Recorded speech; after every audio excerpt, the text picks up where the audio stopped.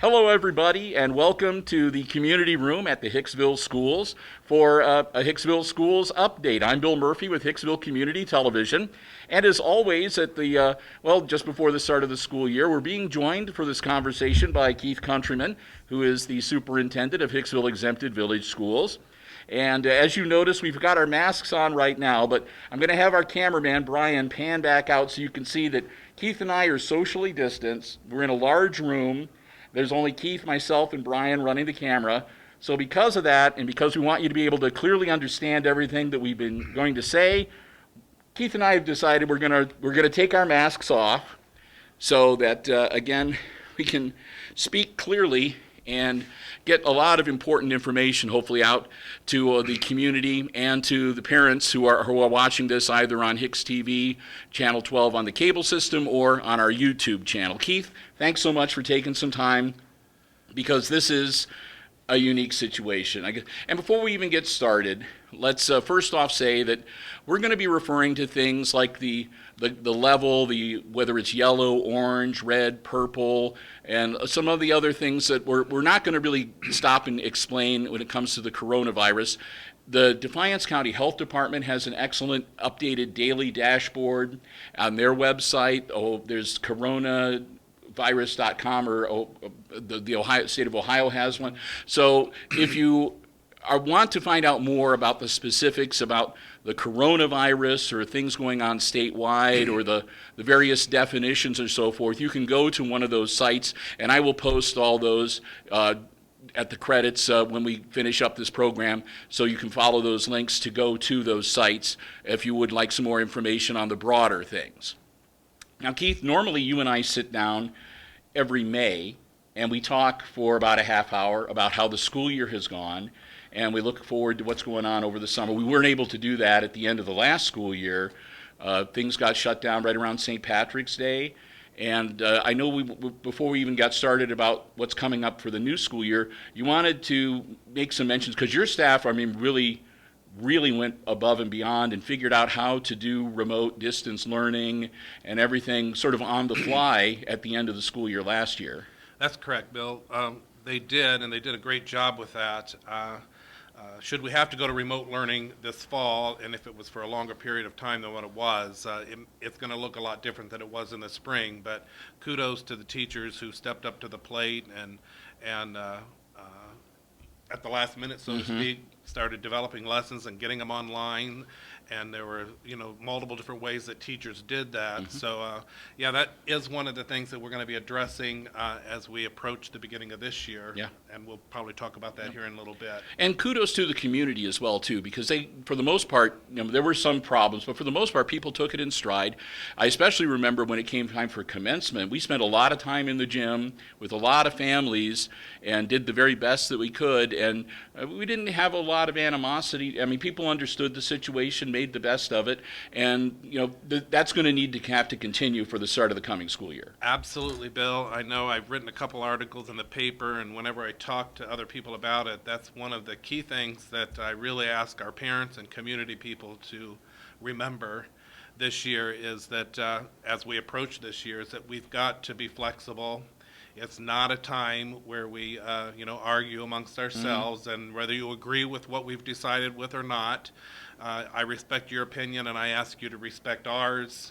The plan that we've put together is based off of not just what we want here at Hicksville, but based off of information I've gathered from the local health department, the Ohio Department of Education, the superintendents at every school in Defiance County, as well as Good Sam and Northwest Ohio Educational Service Center. So it's been a lot of people working together to come up with like a generic plan, so to speak, and then each district has fine-tuned it a little bit to better fit them.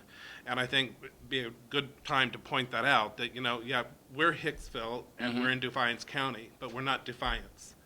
And we're located clear over here on the west side of the county.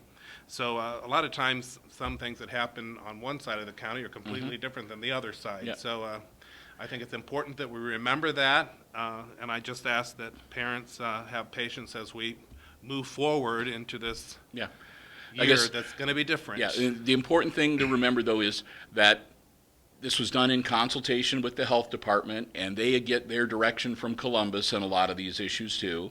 So, and the county plan was, like I said, it's like a basic template. There's like the basic things that all the schools in Defiance County are following.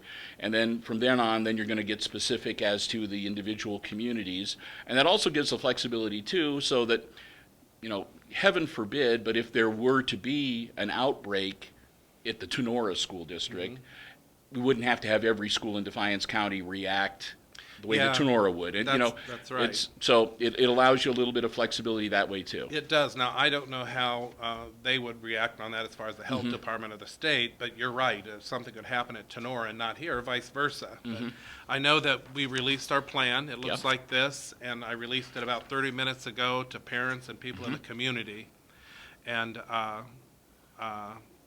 it's been 30 minutes, and hopefully we don't have to change it already, because that seems like that's how it's true. been. In fact, this plan had to be approved by the health department, and I sent it to them, and Jamie Gherkin, who's the health commissioner for Defiance County Health Department, had a couple suggestions. She said, I really think you need to do this, and so I tweaked our plan so that it is approved by the Defiance County Health Department. Okay. So. And I also want to make mention, too, that we're recording this on a Thursday afternoon, and that's the 30th of July. Earlier this week, you had a big Zoom conference with a lot of the staff, the teachers, and the faculty, and presented the initial version and allowed them to ask questions and to give their input as well. And you also had a couple things where you did like straw polls with, to get their input as one of the things we're going to talk about is start times or whatever. So everybody involved at the school has had a certain level of input too, and as best possible, all of the staff's questions have been answered too. That's correct, Bill. We did send, there were several questions that the staff had that day, and they text them in a chat box, because with Zoom you can't have 90 people all unmuted at the same time. But we sent the answers to those questions out today. From those answers, there were some tweaks that we had to do within the plan, because they had some great suggestions, and so we adjusted our plan to take into consideration the concerns that the teachers had. It's had a lot of input. All right, so let's take a look at the plan and go over some of the basics, and then towards the end we'll also talk about what the moms and the dads, the guardians can do if they have questions or concerns. But I think it's important. Let's get the information out first, and I guess the best thing to start is the starting times and the starting dates, because this is one of the things you had a couple of options for the teachers. So when it's going to be the first day of school, and what time is it going to start? Right. Well, we are the first day of school is still going to be the same for the teachers. Okay. For the students, it's going to be a few days later. And our reason for that is one of the things that we heard when we did a survey from the parents on our remote plan that we did last spring was that there were so many different platforms that the teachers use, that if a parent had 2 or 3 kids, they might have had to manipulate through 2 or 3 different versions of how that teacher was presenting their material, and it was challenging for the parents. So with that said, we wanted to take into consideration what the parents said, and if we were to have to go to a remote plan again, we want to be prepared so that it is going to be much easier for our parents.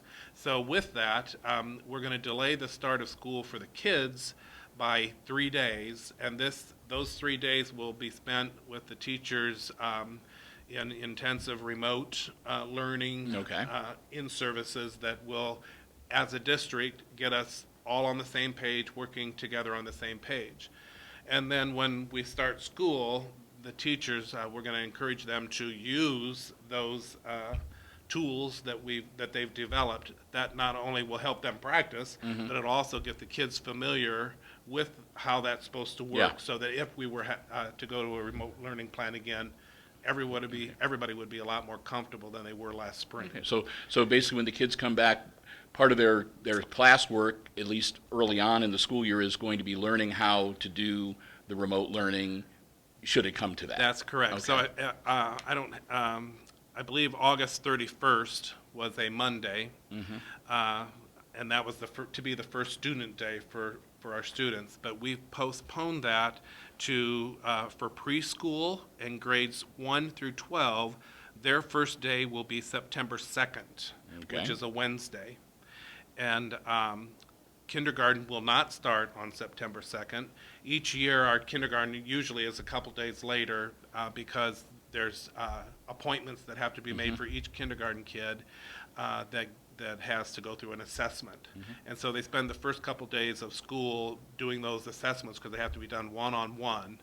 And then the kindergarten always started a couple days later. Okay. With this particular plan, we decided to hold kindergarten up till the following Tuesday, which would be the Tuesday after Labor Day. So kindergarten's first day will be September 8th. That's on a Tuesday. Now, they will come in at some point on Wednesday, Thursday, or Friday for an appointment for that testing. And then our start time, we would we want to adjust that to 7:35, and our rationale for that, as I had explained to the parents, is this, that we're required to do as much social distancing as we possibly can. In the past, when our kids came here, our country kids would come in from the buses and they would get dropped off at about 7:25. At that time, they would go down to the cafeteria, and if they were eating breakfast, they'd get breakfast and sit and have their breakfast. Those that weren't eating breakfast would line up in the main event hall by grade levels, and they would wait there until the bell rang at 7:45 for them to go to the classroom. While that was happening, the buses would go back out and gather up all of our town kids and get them back here, and then they, on a quicker pace, would have to run down and get breakfast if they were going to have breakfast in order to get to class by 8 o'clock when it started. Well, with the restrictions on social distancing and guidelines that we had to follow, we can't have all those kids stacked up in the hall down there, shoulder to shoulder. And so adjusting the time, the start of day to 7:35 for our teachers, then when our country kids come in, and this is important to know, that at 7:35, that's when the doors will open for breakfast kids, for anyone. And parents should not drop their kids off earlier than that. Yeah, you're asking them to stay in the cars. They have to stay in the car until 7:35. And then when they come in, and the buses, the first round of buses, the country kids unload, those children they have two options: go to the cafeteria for breakfast, or go directly to their classroom. And that way we're not storing them in the halls, and they won't be allowed to gather at their lockers. Just get your things and get into your classroom that you're going to be in. Those buses will then go back out and gather up the town kids, who also have to have the opportunity to eat breakfast if they want to. Well, those buses aren't going to leave till 7:35, 7:37 probably. So by the time they get back to the school from picking up the town kids, it's probably going to be 7:50 at least. So that would give those kids 10 minutes to get down for breakfast if they wanted to do breakfast, which we're hoping would still get them to class by 8 o'clock for that first period class. If we stick with the 7:45 time that we used to have, kids wouldn't be going to the room till 7:45. The buses this particular year wouldn't unload till 7:45. And so it would be 8 o'clock or later before they got back from gathering up all the town kids. And then kids would be 10, 15 minutes late potentially to their first period class. And that's not good for the kids. And the teachers aren't going to like that either, especially at the middle school, high school level, because, they got a lot of their kids there, but the other ones show up 10, 15 minutes later. That's doesn't make for a good situation. So that's why we have proposed the 7:35 start date for this year. Okay. So it's 10 minutes earlier, but it allows you to basically keep the rest of the school day, and the end times will be pretty much the same. The end time will be the same. So our teachers, though, typically they're required to stay till 3:15. Well, we just moved it up 10 minutes, so they'll be able to leave. So they're not doing any extra. It's just they're doing it 10 minutes earlier for reasons of social distancing. Yeah. So you mentioned the buses. When the kids are on the buses, are things going to be different this year? They are. we are encouraging all town people to bring their kids. And the reason is because it's absolutely impossible to do social distancing on a school bus. We are going to have hand sanitizer on the bus. When kids get on, they can do that if they choose. And we encourage them to do that. Anyone riding a bus, regardless of their age, is required to wear a face mask. So if you don't want to wear a face mask on the bus, then you're not going to get on the bus. Okay. Find another way to school. And because of the social distancing difficulty on a bus, that's why we're encouraging, especially our town people, to bring their kids to school, or the ones that are closer, on this side of the viaduct. Certainly they could walk. It's not too far, especially while the weather's nice here to, so especially we get started and see how things pan out. I'm hoping and praying that this all goes away quickly, just like everybody. And then, we could really come back to normality. Yeah. I don't see that happening right away, Bill. Me neither, unfortunately, but I still I'm a hopeful person that will happen. But it would really help us out as a school if people could bring their kids this year. And I wished I could say that we had our drive open out to Route 18. And they're working away on it, but it's not quite. It's not there yet, is it? Well, it's pretty much done, the drive, but it's fenced off, and there's a good reason for that too. It was we designed it that way so that all that construction traffic can come in off of Route 18. All those workers, all those big trucks and delivery trucks and all that stuff will come in from Route 18, and they won't be mixed in out here in our parking lots with our kids. We thought it would be safer that way, and without kids departing that way this year. So, we've went for 11 years without that drive. We're going to go one more year, and next year it will be open, and I know that's going to make things a lot better for us. So we're just going to have to be flexible and be patient for one more year with transportation, but it would really help us out for our busing. Yeah. I mean, parents could look at it this way too, and in a way, if you are able to bring your kid to school yourself, that frees up space, and that allows for even more social distancing, and even you help make it a little safer for the other kids to be on that bus. Absolutely, that's right, Bill. And I want to mention while we're talking about that the Lutheran Church, I contacted them the other day, and a prime example of what a great community we're in. I asked them if they would be okay if I said to parents, or recommended to parents, some of them, not everybody obviously, but some of them, if they wanted to pull into their parking lot and drop their kids off at the Lutheran Church, that's not too far for someone to walk to school. I don't care what a parent says. It's not too far. And that would get them, they wouldn't have to come out to the school and get in that traffic. Now, I realize it might be maybe hard to pull out when they go around the church and come out, but there's always a break to get out onto. And people realize it's what's going on. A lot of times people will stop and let you out too. Right, because that's right. It's a community effort. But that was really nice of the Lutheran Church, because that potentially, even if we had 30 or 40 cars that stop there and drop their kids off, that's 30 or 40 cars that we don't have out here. That's clearly going to make a difference out here. So just something for parents to keep in mind, that is certainly an option that you could do. Excellent. Now, here at the school building, you've already mentioned that one of the things that is going to be different this year is the kids are not going to be able to congregate and hang out in the hallways for a long time. I have already seen they've been doing lots of work around. There are the little stands that have the hand sanitizers that are being placed all around the school. So how are things going to work? I know that the classroom sizes are still a little bit up in the air, because parents are going to be able to either have the kids come here for in-person schooling, but there will be an option if they want to do a virtual for their kids. Yeah. And depending on how many people sign up for the Hicksville virtual school, that will have a bit of an impact on how many kids will be in actual classrooms. But you have been working on distancing the kids in the class, so it will be a little more. It'll be a different look in the classrooms as well. It will be. Some of our teachers bring in some items of their own, maybe furniture-wise, or to make their room maybe more homey, let's say. And unfortunately, and I know I disappointed the teachers, but I'm probably disappointing a lot of people this year. It's part of the job, I guess. But I told them they have to take all that stuff out. Anything that wasn't purchased by the school has to leave before school starts. That's going to allow us to be able to spread the Yeah. kids apart further.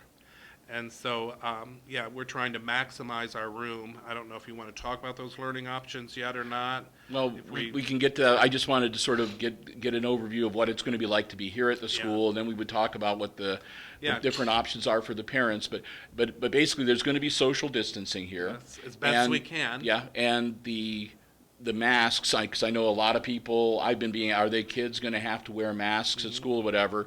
How is that going to work? Is it going to be dependent on what level we are? Defiance County was red. We've just found out today that we're about to go back to orange tomorrow, or I don't know if it actually doesn't take effect until Monday, how they work. Well, but we're going to be orange next week. We are. I just saw it on the TV an hour ago when the governor spoke. So depending on, is it going to be dependent upon what the level is for the county? I mean, how is it going to work for whether or not kids wear masks? Right. Well, first of all, I would say that, I know there's a lot of people out there that think this whole COVID thing is a joke and that it's not real. And that's why we live in America, because everybody's entitled to their opinion. I personally know people who have had COVID, and it is real. And Henry County had that event where they had a good large gathering, and that's right. It started with like 15 or 20 cases, and then now it's ballooned to over 80. So I mean, it can spread rapidly even here in Northwest Ohio. That's right. I do also recognize the fact, though, that this is Hicksville, and we have had very limited cases here in Hicksville. So that is a good thing. Yes. But I think that there are reasons a lot of times why things don't spread, and that's because people maybe do follow the rules. So this is our rule on masks here at Hicksville. Anyone getting on a bus has to wear a mask, regardless of their age. I'm strongly recommending that all students wear masks while they're here. My granddaughter's going to be wearing one the whole time she's here. She's a first grader, and I'm fine with that, and I know her parents are fine with that. We're requiring masks for 3rd through 12th grade students whenever social distancing cannot be obtained. Okay. So it's going to be difficult to social distance, 800 kids in a building. When they're passing in the halls, they're going to be required to wear their masks. So they're going to have a mask with them all the time. When they're in the lunchroom, obviously you can't eat when you have a mask on, but when you're not, then they should have the mask on. And Bill, I think it goes back to what I just said a few minutes ago with us being orange and limited cases here in Hicksville.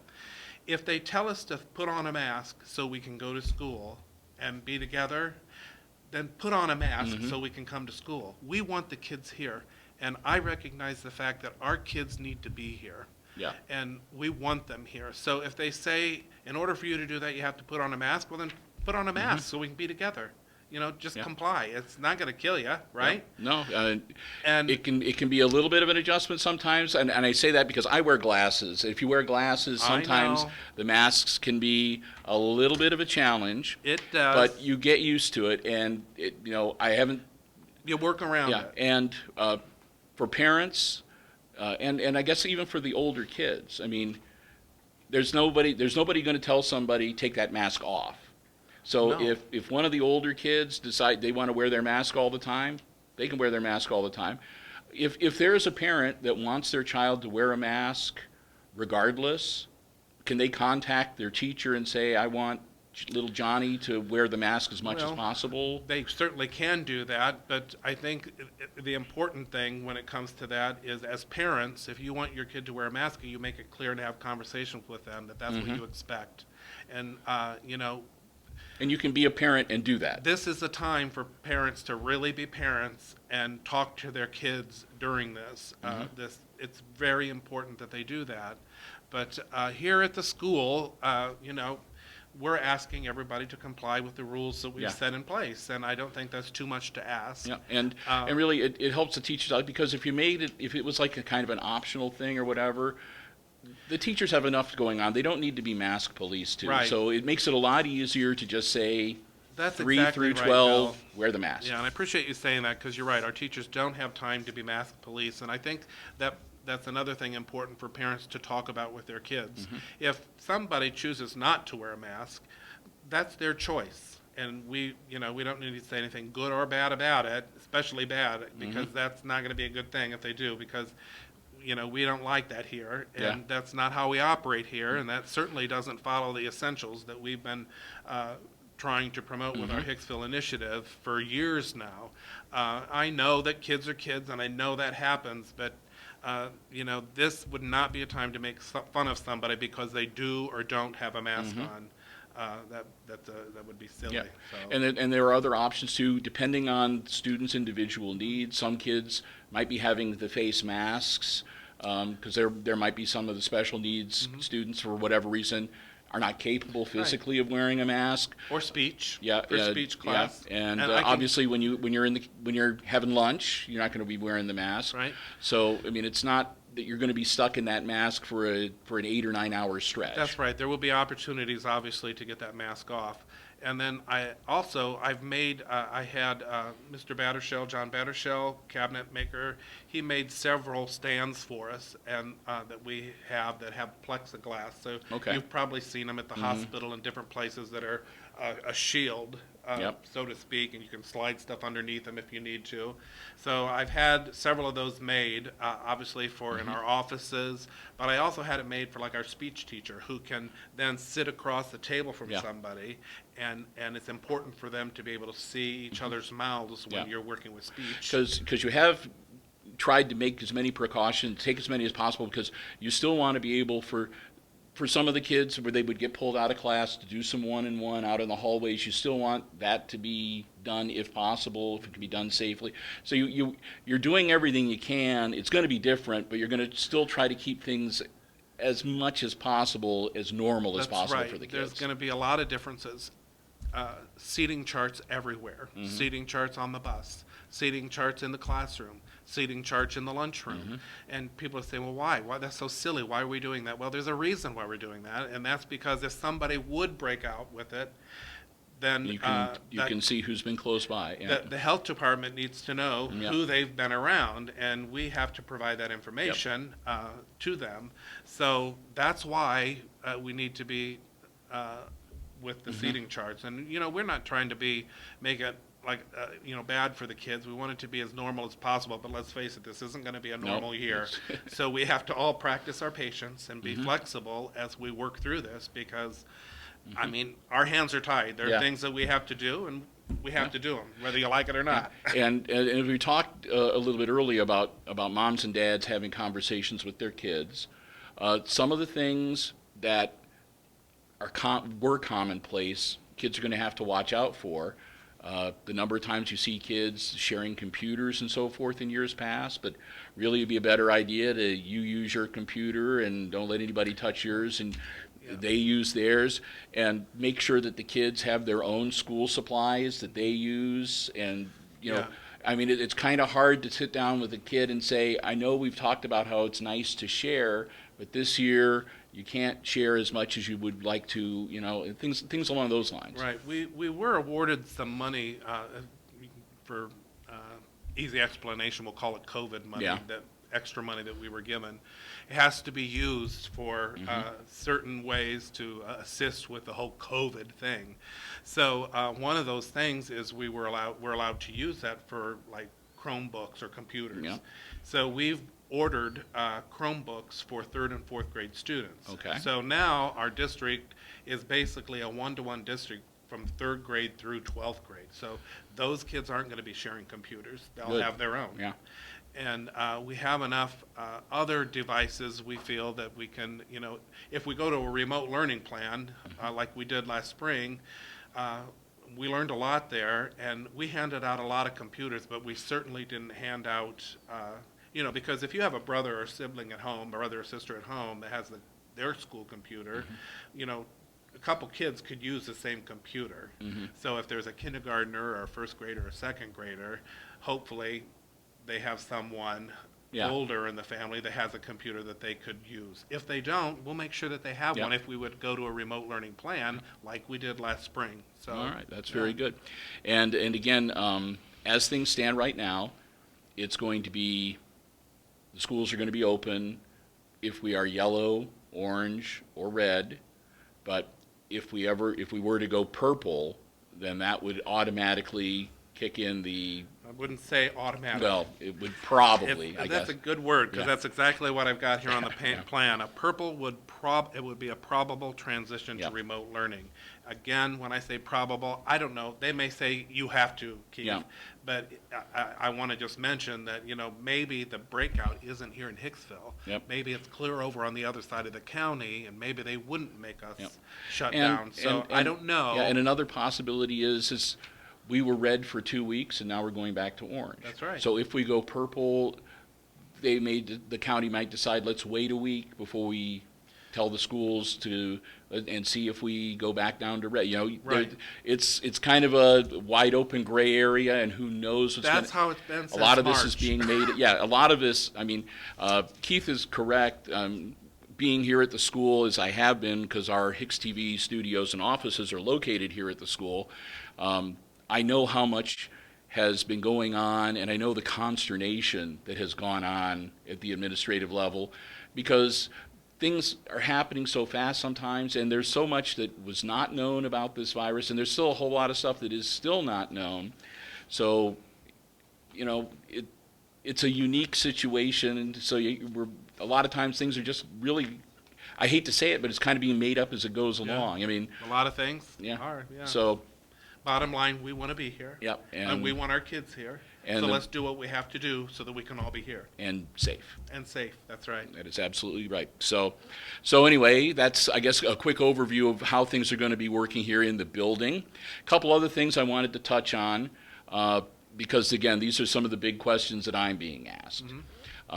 We already know, you've already mentioned that because of the social distancing requirements, large gatherings in this building during the school day are not going to happen. No. So the big house rallies, the pep rallies, sometimes you would have like a special guest that would come and make a presentation to the kids. Those are not going to happen, and it's going to have an effect on band, choir, the concerts and so forth. But hopefully not, hopefully not too long. And but- for the entire year, but yeah. Right, but we can get creative too. I mean, there's so many things you can do virtual now that, we could have a speaker come in, and I've purchased a Zoom license for every teacher in Okay. the building, so we could Zoom that speaker into small group settings where everybody's seeing it in the school at the same time, but they're seeing it within one room. So there's a lot of ways to do that. Also with our house initiative, we're going to have to get creative. Yep. And if there's a group of people that could be creative and make something like that happen, I know it's our teachers, because they can get really creative sometimes. What's Mr. Kohlmeyer, and what are they going to be doing? Yeah, yeah, and who knows? We'll figure something out for band and choir too. We're still going to have those classes, and the state's even said it's important for choir and band and phys ed to continue on. So we're just going to have to be creative in things that we do and how we do things. But the kids are going to be together in bands, so maybe we do a virtual concert. I mean, it's possible, right? Who knows? Yeah, that's right. It's the possibilities are endless, and a lot of these things you never know until you try. That's right. So that's good. So that brings to the next big question. I think probably the question I get asked the most is what's going to happen with fall sports? Do we have any idea yet? What are there going to be volleyball games? If they are going to have volleyball matches in the gym, will they have spectators or not? Gosh, don't ask me all these questions, Bill, because I don't have the answer to all those already. I was can about tell to you. say, I spoke with the athletic directors about a week ago, and I asked them the same thing, and I said, let me know what's going on, because we like to cover these games, and the response I got from them was, as soon as we know, we will let you know. They are still Right. going Well, around and around. I can make this prediction that I believe and I hope that as of now, our sports will happen. Okay. Last I heard, that was the plan. I know that volleyball and the non-contact sports for fall, The golf and the golf and so forth, are allowed to start August 1st. I have not yet heard on football. Yep. But that was the last I heard, that those other sports were starting August 1st. So Yep. now, if spectators are going to be allowed at these, we haven't gotten that far Yeah. yet. And from the television station standpoint, I want to let people know that our plans are to cover the sports that we normally have covered in the past. If they play football, we will be there to cover the football games. And if they do the volleyball, we will be there for volleyball. We've invested in some new equipment as well. We're not sure. We're kind of hoping, should the OHSAA decide for some sports that they're not going to allow spectators, then we were going to see then if we might be able to get permission from them to be able to live stream some of those events. Normally, you do not live stream or broadcast live the high school events because you want to get people to come out and be here in person. Right. And we don't want to do anything to discourage that, but if they can't come out anyway. So I'm not saying we will be live streaming any of the sports, but we will have the capability if we are allowed to do so, and if they are played and you can't be there, we will have as much coverage as possible on the TV station. We want to do our part too to make sure that, again, people love the teams, people love to see the kids compete, and we want to make sure that they get the opportunity to do that as much as possible. Right. So. And that's one thing, Bill, that's so hard for lots of us, including myself, to understand is, they say, well, you can have your sports games, but you can't have spectators. But, in that football area, let's say, there would be ways we could socially distance a lot of people. And the part that's hard for me to understand sometimes is, even though I believe this is real, I don't see how you can't allow people to go to a football game, but you can allow 200-300 people into the Myers and Costco and all those stores.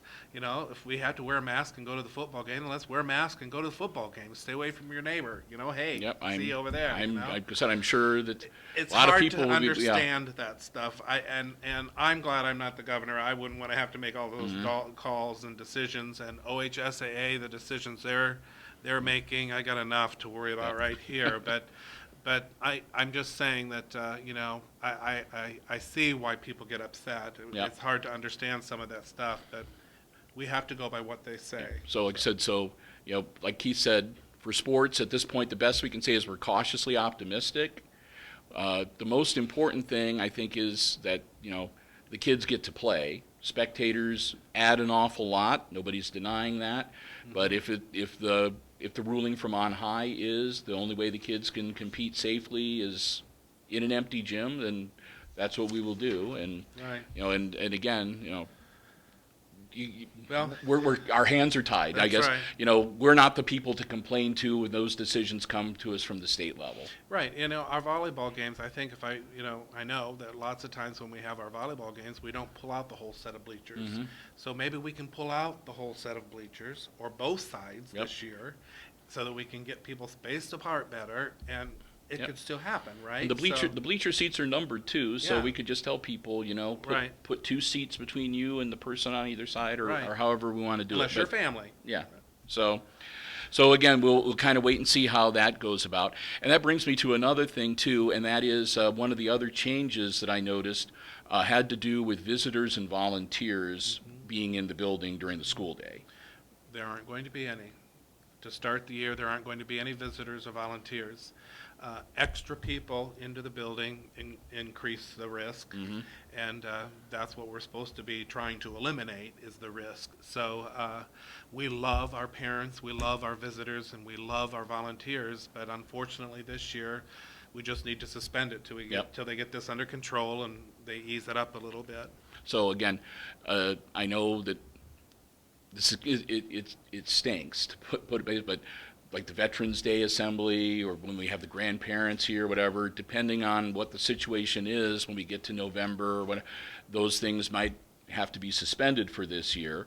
And I know lots of times moms and dads like to bring their kids to school, and they go in and come in with them and they talk to the teachers, so that's not going to be... Well, we're going to try to work something out there. I mean, the older kids they don't want their parents coming with them, It's just the littler ones. It is, and I recognize that, and I've been as the elementary principal for so long. I know there's so many times that some of those little ones, they're crying and they're upset, and I'm not going to pull their mother away from them.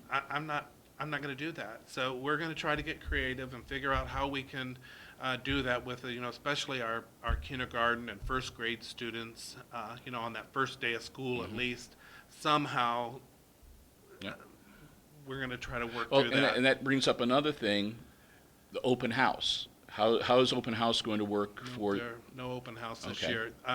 The teachers are going to, I know Mrs. Kaufman, again, 5th through 12th grade, nobody comes hardly to those anyhow, it doesn't seem like. Yeah. But the younger kids do. And Kirsten, the elementary principal, is going to work with the teachers, and maybe they can do some virtual open houses Okay. like they did at the end of the year where they met their teacher for this coming year. They did it virtually. And I don't want to let the cat out of the bag, but one of the other hallmarks is there's always a theme for the elementary kids when they come back to school, and there is going to be one again this year. It'll be a little bit Yes. different. Do you know what it is? Yeah, I think. Okay, you yeah, can that's say the Rise Up. Okay, yeah. because I didn't know it. I Yeah. forgot it. I think it was. Yeah, it was. I think it's called Rise Up, Yeah. and I know I got a thing on my email for if you want to get the T-shirt and those things. So they will still be trying to do fun things for the kids, and as you said, this is an opportunity to maybe think outside the box for a lot of teachers, Right. and maybe do some really cool stuff with the kids.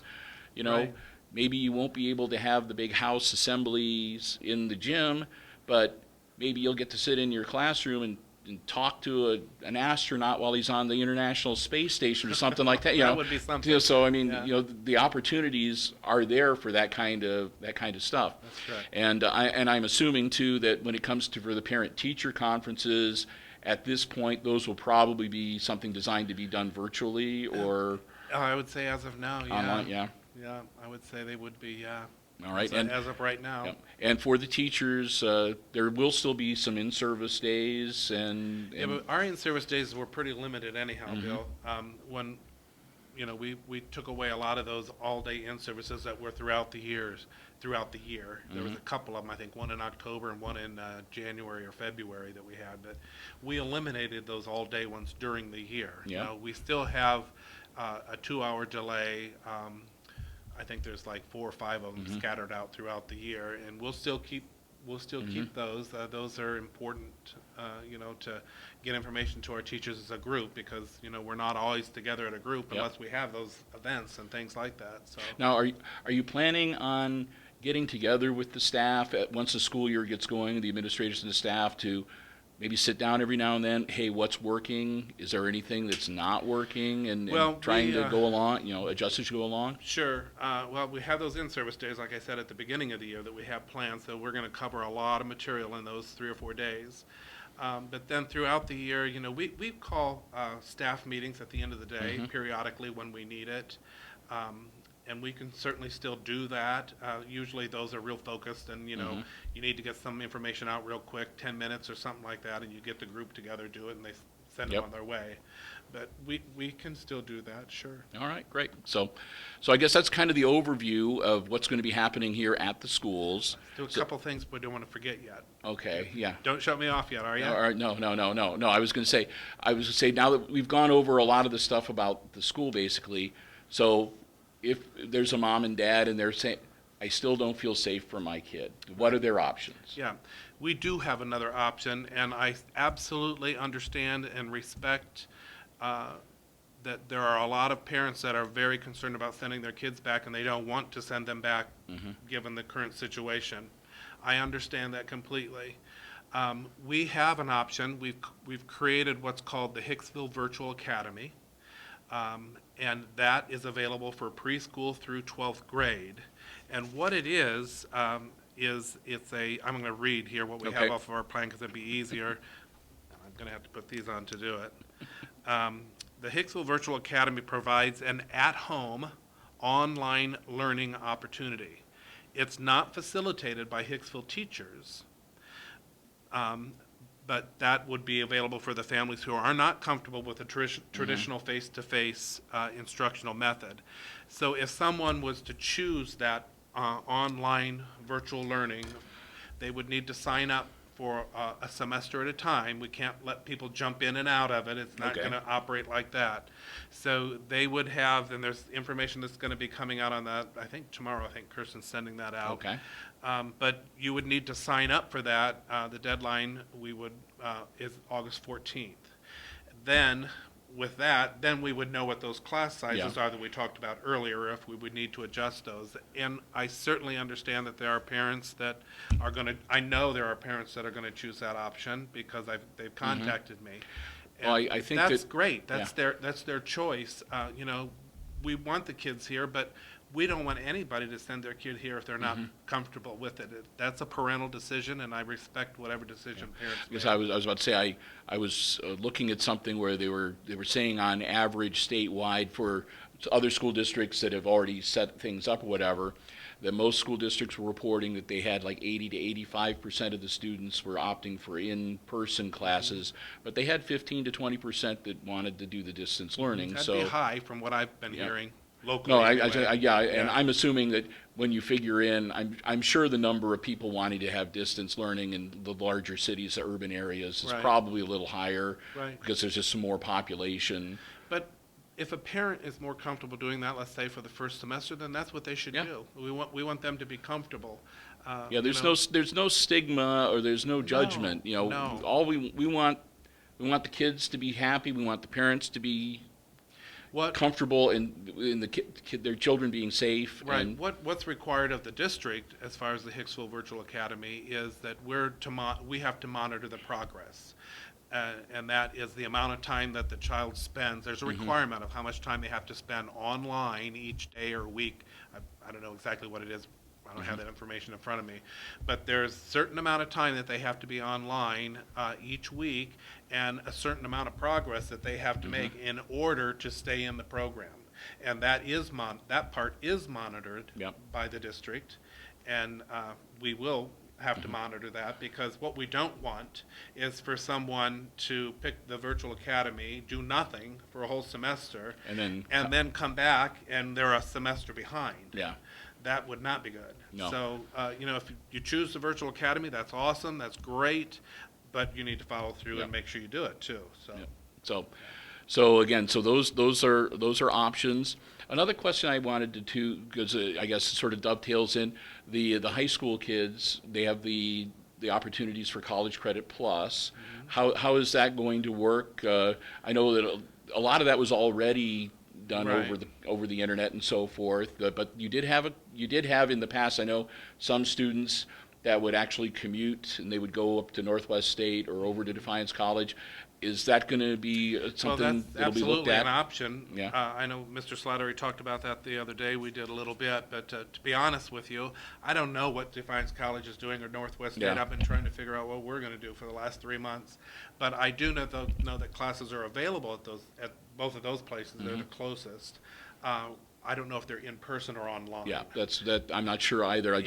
But they there still will be the college credit course Yes. opportunities, and you still have the teachers here that are certified and they can teach and they teach the college level courses. We have one teacher that's the Mr. English. Gahagan, Yeah, yes. Mr. Gahagan does that. So, But those options are available, and if you're interested in that, you need to contact Mr. Blue, the guidance counselor, or Mr. Slattery as soon as possible, because I don't know what the deadlines and stuff are for that. all right. The next thing I wanted to talk about now, so we've covered the options or whatever, and that's the other concerns people have. Temperature checks. Oh, yeah, thank you. That was Washing the your hands. other, yeah. Water bottles. We've done a lot there. So this is something that I really can't stress enough to our parents, is that, we're asking you every day to observe your child before you send them to school. You can tell if someone, 99% of the time, you can tell if someone's not feeling well if they have a fever. I know we as educators certainly can, because we see kids come in so often, there's like, oh my gosh, you need to go to the nurse, because you can tell by looking at them they have a fever. Those things we really need to avoid this year. And we're asking our parents to do that every day with your kids, to observe them, take their temperature, make sure that they are healthy. What you don't want to do is, if they have a fever for whatever illness or whatever, to put them on the bus, then you've just infected everybody on the bus. I don't care if they have a mask on or not. The masks aren't 100% foolproof that you're protected. And then they get to school and they walk down the hall and infected everybody in the hall, and then a whole classroom, which that could lead to those potential problems that if it was a COVID, let's say, a COVID incident, that would potentially cause us to have to shut down. Yeah. So we don't want that. So again, we need to all do our part, and we're asking parents to help us out and really assess your children each and every day before you put them on the bus or before you drop them off and send them in to us. If they're not healthy, don't send them in. Yep, and perhaps at least initially, err on the side of caution. Right. Sometimes. Right. Absolutely. And so again, We have I've ordered lots of thermometers. I was about to say I remember seeing some of I those. wouldn't say lots, but I've ordered more than we have in the past, and we will be taking temperatures if we need to, obviously. And are those the forehead scanning ones? So it's not like they're going to be putting something in the kids' ears or anything else. It's a quick, simple procedure. Right, and there's guidelines in our plan. In fact, that was the area that the health department made me tweak. Yep. And so if someone has a temperature of 100, then we have to isolate them into a separate room until the parent can come and pick them up. And that's just the way it is. Yep. I mean, yeah. So what are the plans? Okay, so other sanitizing methods and stuff that we have in place, Bill. While I'm talking, can you go over there and grab that little bottle right sure, there? yeah. Because these are all over the school. Yeah, I want people to see them because there's more that I want to say about them when I show them. But while Bill's getting that for me, I have ordered several stand sanitizers that are placed in the offices and down in the main event hall, in the commons. It's by a lot of the doorways. A lot of the doorways where kids can go by and give themselves a squirt and sanitize their hands. And then we have these all over the place, for sure in every room, and they are a sanitizer. But here's the unique thing. People probably think, well, why didn't you buy the electric ones so you don't have to touch? Well, believe it or not, I didn't even know there was such a thing until this happened, but these are, you probably know the word better than me, microbial or something. Microbial, yeah. They don't transfer germs. The surface does not transfer germs. And so kids can touch that and they're not going to transfer germs from one another. And it was really interesting because I didn't know this either, but like our pencil sharpeners, I don't know if this one does, but the one in the art rooms, I went and took a picture of it because they're microbial as well. So when a kid uses a pencil sharpener, the germs I don't know how that works. It's something about the polymer, the plastic or whatever, it does not allow, microbes can't stick to it, so they either slough off or they die rather quickly. So, right. But I thought that was interesting. Yeah, and we have these all over the place. And as I said, we have these. We have the stand ones. And another thing that we're going to some really neat new water fountains. Yes, we had at every not every drinking fountain, but at every for example, there's 2 drinking fountains at one place in the elementary in one spot. One of them has a bottle filling station added to it now. So there's bottle filling stations all around the building, and we're encouraging kids to bring a clear water bottle, no larger than 20 ounces, and they can use that. You don't even have to touch anything. No, you set it there, and it's got a sensor. It's really neat. Yeah, and it'll fill their water bottle up. And then they don't have to use the actual drinking fountain and touch, there's less chance of... And the other thing that's neat about it that I think the kids are going to get a kick out of whenever you use it, it tells you how many bottles you have saved, from the plastic bottles going in the ocean or whatever. Right, so right. By the end of the year, the kids can go like, oh, look, because we used this, we prevented this number of bottles going into the landfill. Right. For us, it might be a big thing, but for little kids, that's kind of cool. That is. Yeah. And, one of the other things to mention, and this is something we've said forever, and maybe this is one good thing that's going to come from the whole COVID thing. If something good could come from it, is washing your hands. They say that's the best way to eliminate the germs is washing your hands appropriately. And so obviously we're going to be, our teachers are going to give kids more opportunities. And kids, I would never tell a kid you couldn't wash your hands. Yeah. We want, kids don't wash their hands. So we want them to wash their hands, and teachers are going to be requiring that, at lots of different times. As soon as you get here in the day, as soon as you, before you go to lunch, after lunch, before you go to recess, after recess. They're going to give them all these opportunities to actually wash their hands with soap and water, which is the #1 way of eliminating those germs, they say. have them wash before they have their lunch and after they get done. And now, is lunch going to be a little different? I'm assuming that the salad bar is not going to be around this year. I haven't had many conversations with Ruth Ann on that, but yeah, I'm sure it's going to be. And again, we have to have assigned seating down there, and we've talked about extra tables so that we can get the kids spread apart farther. As far as we possibly can. But, I think it's, one thing that our plan says, and I think it's really important for people to note, and going into the cafeteria and the buses are the two toughest places to social distance.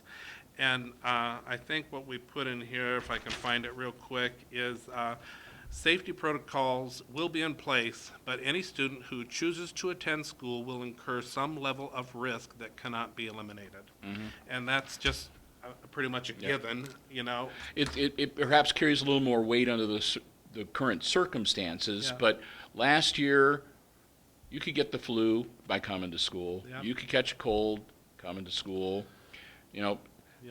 It's not, COVID might be a worse communicable disease, but it's not the only one that's going to be around. That's right. And so masks don't mean that you can't catch it. No, except the masks are more to prevent you from spreading it to someone else if you do have it and don't know it. That it helps. is. Yeah. So again, I guess there was a great demonstration today, Bill, on Good Morning America that I happened to catch. I got here at work. Usually I get here pretty early, and I try to catch Good Morning America while I'm here, part of it anyway. And they actually had an example of a classroom and showing how if the teacher positions himself by the vents, it helps with the spread of germs. Okay. But it doesn't take it all away. If you put a mask on, they showed how that helps even more, but again, it doesn't take it all away. But it was interesting how the placement of the teacher in the room can also have an impact on how those germs are spread. Yeah. So I guess the bottom line is we're going to do everything we can to be safe, but like many things in life, there's no 100% guarantee for anything. No. So, and I guess along those lines, I'm assuming there is a plan in place if you have a positive COVID-19 at the school, whether it be staff or student. What's the procedure going to be? Yeah, well, obviously we're not the ones that determine if it is truly a COVID case. So if we send some home with COVID symptoms, all we can do as a school is encourage them to go see their family physician and get tested if possible. And their family physician handles it from there. If they were to test positive, the school would probably be the last people notified, because the hospital has to notify the family. Then they also I'm pretty sure that the positive test has to be reported to the positive has to be reported by the doctor. We can't report it to the health department. And then the health department at that point would contact us, and they would say, okay, so this is who tested positive. Who have they been around? That's where those seating charts will come into play that we keep. So a positive case is handled completely by the health department, not us. Now, I guess they would say, Bill, you have to quarantine or you don't. I guess that leads into my next question. So if you have to quarantine, that's 14 days, I think, is the recommended amount. So if you were to have a child who is quarantined for 14 days, how is that going to affect their allowed absences, along those lines? Yeah, that's a good question. We have, if we were to have to go to a remote learning plan where our teachers would be doing the instruction remotely, that would be the option that would be available for that student that's quarantined for 14 days. The teacher would still be able to do the lessons with that child remotely. Again, that's what those 2-3 days of working with our teachers are, to show them how to possibly record their lesson or to take their lesson that they would, let's say they're going to do a lesson with a class and it's 30 minutes long. Well, maybe they can, at some point during the day, condense that lesson down to a 5-minute presentation, and then that child could watch that presentation and get that material, and then the teacher could send the work back and forth electronically. So there's lots of ways to handle that. But yeah, that option for someone that's quarantined would be very similar to what we did in the spring Yeah.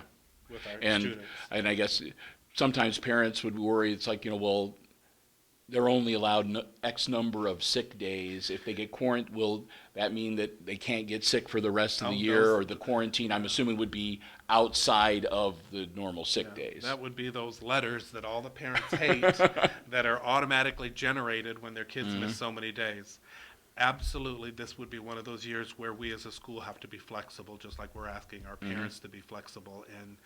And yeah, I mean, nobody wants, I wouldn't think anybody would deliberately keep their kid out for multiple days just because. Yeah. So yeah, we would certainly recognize that, and we'll work with any parents on that, absolutely. Yeah. And in the case, like I said, most times if it was a mandatory quarantine, you would know about it anyway. So you could just say, we know that little Johnny has to be quarantined for 14 days.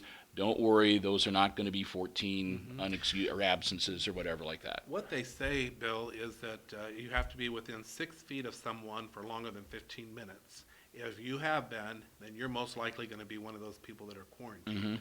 So if you're sitting, a student sitting here, and their neighbors over here 6 foot away or as close as we can get to 6 foot, maybe those two kids might have to quarantine.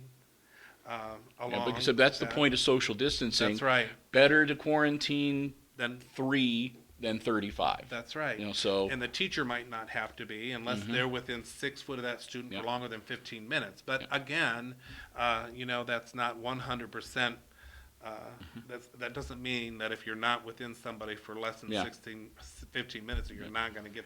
That doesn't work. And again, I guess it's sort of circling back to something we said right near the very beginning of this interview, and we've hit it on a few times. This is going to be a year where the lines of communication between administration, faculty, parents, and even with some of the older kids, students, those lines have to be open and they have to be utilized. And, mom and dad or the guardian, if you've got concerns, call and ask. Email, call, ask. Whether it's the teacher, if it's something with the academics, or whether it's you, if it's something that's got to do with the health department, whatever it is, keep the conversation going. Right. We're all on the same team. That's right. There is no politics. I mean, the coronavirus, whatever you choose to believe, it's a virus. It doesn't have a brain. It doesn't think. It doesn't have a political agenda. It's just a virus, and it does what viruses do. That's right. And so that has nothing to do with anything. It's just we want the kids back here. We want them back here safely, and we want to make it as normal as possible a school year for them, again, within the guidelines of being able to do it safely. Right. And one of the things we've talked about, I'm not afraid to say this publicly. You got to love Facebook, right? But we can see where a child might go home because they're not feeling well. I mean, that happens all the time, That doesn't mean they have COVID. But you'll see, I'm sure, where parents will say, well, so-and-so went home today and they've got the COVID. Mm-hmm. How do you know that, Yeah. But you know how that goes. Yeah, and it's what you said, just if you're a parent, a guardian of a kid, be patient. Try not to jump to conclusions right away. Right. Wait until, because again, if you have a confirmed positive COVID case at the school, you may not identify the specific individual, but you're not going to pretend it didn't happen. Right. I mean, That's right. So, the information will be there. And again, it's just going to be Don't jump to conclusions. and it's going to be. It's like that Chinese saying, may you live in interesting times. We're going to have it's going to be an interesting school year. And, I also wanted to say congratulations to Mike Altman. Joining your staff, the new principal for the junior high school.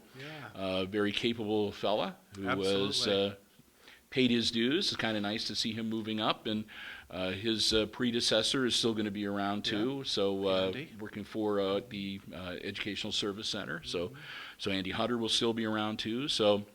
Yeah, we still think of Andy as our on our administrative team. In fact, I have on my computer when I email the admin team, I don't type in each of their names. I just have a group made that says admin.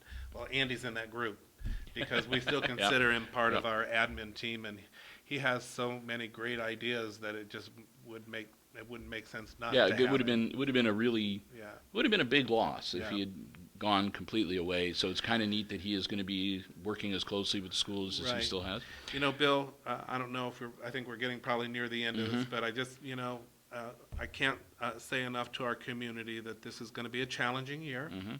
It's going to be a year where we're all going to have to practice our patience and be flexible and be understanding, and together as a community and a group, we will get through this. Yep. We'll be stronger in the end. I'm not going to lie, I wish we didn't have to go through with it. Nobody wanted No, things to happen at the end of the last school year the way they did. Listen, nobody here wants the kids here more than me. I've been so crazy since March because I have to come to work every day, and that's part of my job, and I do. And when I come to school during the school year, it's awesome because, I mean, I'm not ashamed to say that there are stressful times with my job. This has been a major stressful time. But during this school year, there are things that pop up that, yeah. They make the days go by and make the it days worth. struggle. Yeah. And so that's when I get up out of my seat and I go out of my office and I go out into the building, and I typically go to the kindergarten rooms, but not always. But I go out and I get around the kids. Yep. Because that's why we're here. And that's my job, is to Yep. focus on the kids, and I miss not being around them, and they Except- haven't been here since I know where you're going because, like you, my job is I've been coming in here almost every day during the, and It's this boring. this place was weird. I mean, it was really strange being here, especially after like a couple of weeks or after a month, because this building was almost like frozen in time. It was like it was frozen on March 15th or whatever that day was. Yeah, I hate it. And it was the weirdest thing. And when you walked around, there were guidelines we had to follow. We weren't supposed to touch a lot of surfaces, and if you walked around, keep your hands in your pockets, and the amount of cleaning that was done, and the custodial staff, my goodness, the work that they have done. Right. And we have, I didn't mention it when we were talking about the sanitizing things, but we have, I call them, they look kind of like a gun almost, but they're electrostatic sanitizer, and they do a fine mist that you can put on anything, paper or anything, and it actually goes underneath and encompasses the whole object of whatever it is you're spraying. I ordered more of those, so everything is going to be sanitized every day. That's Our what they buses. Yeah, that's what they use in our studio because we have all the electronic equipment. Yeah. But they can use these wands, and it doesn't make things short out or whatever. Right, I mean, so right. So we can sanitize our buses after each route. Yeah. Which will help, and we can sanitize the playground equipment after each group of kids is out there. Like I said, there's going to be a level of cleanliness that is almost unprecedented. Yeah, actually, our building is probably cleaner than it's ever been. So, but I tell you what, our building's amazing. It is. It's an amazing building. It's beautiful, and we're so blessed to have it. As we get ready to wrap up, because obviously we were going to spend most of the time talking about COVID-19, but believe it or not, it's not the only thing going on here at Hicksville Schools. We touched on a little bit on the construction. You got a huge construction project going on that's not going to be completed until 2022. But I mean, 2021. 2021. Okay. A year from now. All right. So, but that's going to be the extension. But some people are referring it to the field house or whatever. So the work is underway with that. You got the solar field out in the back now that hopefully is going to save the taxpayers on some of the energy costs for this building. It's projected to save the district over $1 million over the next 25 years. So, like I said, all those other things keep going on. Eric Bassett keeps going at it, trying to find ways to save money and increase the efficiency. As you said, you've broadened out on the technology again and again. There's going to be all kinds of neat technical innovations. Right, without using local money. Yeah. So it's just been there's a lot of neat things that have been happening, and I just didn't want all those other non-COVID things getting overshadowed or overlooked because I mean there's still the business. I mean, you still have Columbus saying this is the requirements for graduation, and none of those things have changed. The school board has been doing an excellent job, and the school has too, to get ready as we can. So. Yeah. Again, September 2nd is going to be the first full day of classes for preschoolers and 1st through 12th graders. And then the kindergarten will start on the 8th. And again, as we go on, and there are still a lot of question marks, as those questions start to get answered, we will pass that information along as best we can. Hopefully we'll be able to sit down with Keith a few more times during the school year to see how things are going from the administration's perspective. And of course, we'll have the school board meetings here on HIX-TV, and hopefully some sports as well. That's when right. we get into the school year. So anything else that you wanted to mention, anything we haven't touched on? No, I can't really think of anything. Just that, I would encourage parents to watch. I'm sure there's going to be a lot more updates coming out now more often. Our principals come back on Monday, and so they'll be getting their respective buildings in line and starting to work with their teachers. So I would expect more communication going out. And don't forget that we have 2 learning options, in-house, face-to-face, or the Hicksville Virtual Academy that everybody should have gotten paper on that today. If you do not already have one on your smartphone or other device, there is a Hicksville ACES School Hicksville app that you can download. It has a link to the live feed and to a lot of other things going on at the schools. So they have the website, hicksvilleschools.org, or you can get the app on your smartphone. And again, we'll have when we roll the credits, I'm going to post the web addresses for the state of Ohio's coronavirus site, and also the school site and the Department of Health site. So you can get more information about coronavirus by logging on to any of those. Keith, thank you so very much for taking out some time. Lengthy conversation, but a lot of good information. And again, we'll be posting this on the YouTube channel as well as Mediacom Channel 12. So if you don't have Mediacom, you can still check it out on YouTube and let everybody know what is happening here at the schools. So best of luck when the school year starts. And again, if anything else comes up that you need to share with us, don't hesitate to let me know. Right, We'll get you on the I'll air do that, again. Bill. Thanks for having me. All right, Keith Countryman, our guest, is again, it's the Hicksville Schools Update as we get ready for the start of the school year coming up a little bit later, but back in session on September the 2nd. And for Hicksville Community Television, I'm Bill Murphy. Thanks for tuning in.